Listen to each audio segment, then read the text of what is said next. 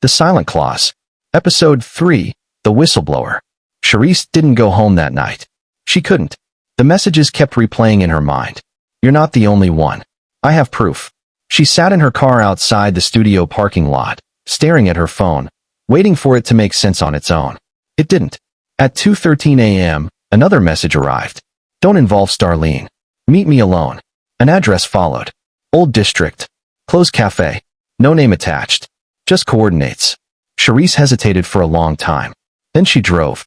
The cafe looked abandoned by time. Dim lights flickered inside like they were struggling to stay alive. The sign outside was half broken, swinging slightly in the wind.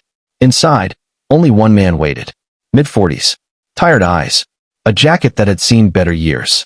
He looked up as she entered. You came, he said. You're Marcus? Charisse asked cautiously. He nodded. I used to work for Starlene. That name alone made Charisse's guard rise.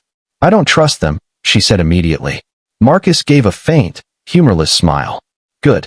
That means you're still thinking clearly. He slid a small flash drive across the table. Charisse didn't touch it yet. What is this?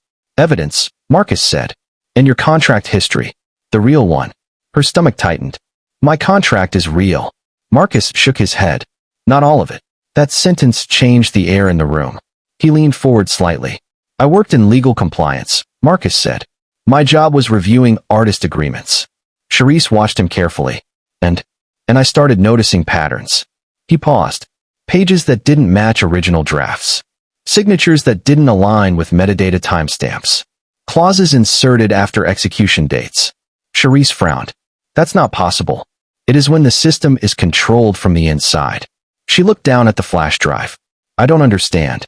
Marcus exhaled slowly. Starlene doesn't just sign artists.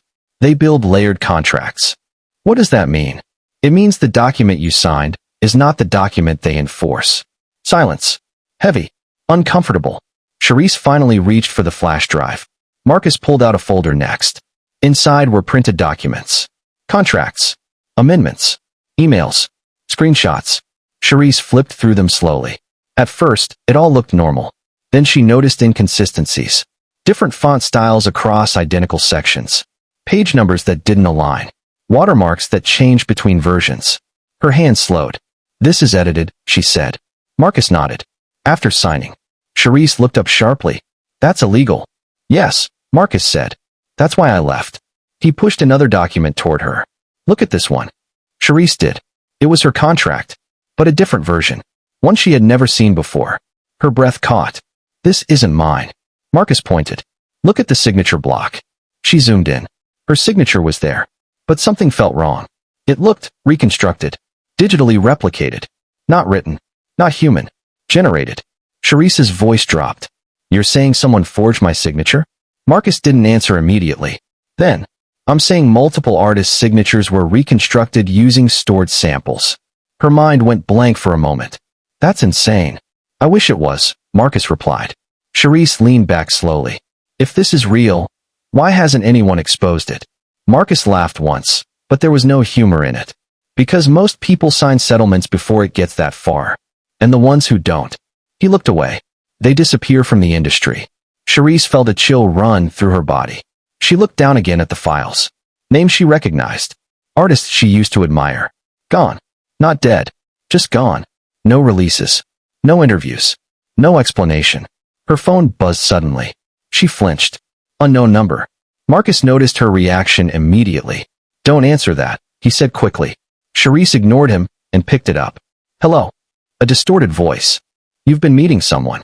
Her heart dropped. Who is this? You're asking questions you don't understand. Charisse stood up immediately. Stop calling me. The voice lowered. You're not the first to try this. Then the line cut. Dead silence. Marcus was already standing. They're tracking you, he said. How? He pointed at her phone. Everything. Charisse's breathing quickened. This is not just about contracts, she whispered. Marcus shook his head. No. This is about control. He slid one final folder toward her. There's something else. Charisse hesitated. What now? Marcus looked serious now. Starlene filed a lawsuit. Charisse froze. A lawsuit for what? Marcus's expression darkened. For breach of contract. And damages. She opened the folder. Her eyes scanned the page. Then stopped. $2 million. Her name on the defendant line. Her vision blurred slightly. This is fake, she said immediately. It's real, Marcus replied. When? Marcus looked at her carefully. Before you even started asking questions. Charisse's voice dropped. So they already planned this. Marcus nodded. Yes. Outside, thunder rolled in the distance. The sky darkened. The world didn't care. But hers had already collapsed. Charisse closed the folder slowly. For a long moment, she said nothing. Then quietly, they didn't just take my music. Marcus watched her. They prepared to destroy me. Marcus didn't deny it. Because it was true. Charisse stood up. Her hands were shaking, but her voice wasn't. What do I do now? Marcus looked at her for a long moment. Then said, now you stop surviving.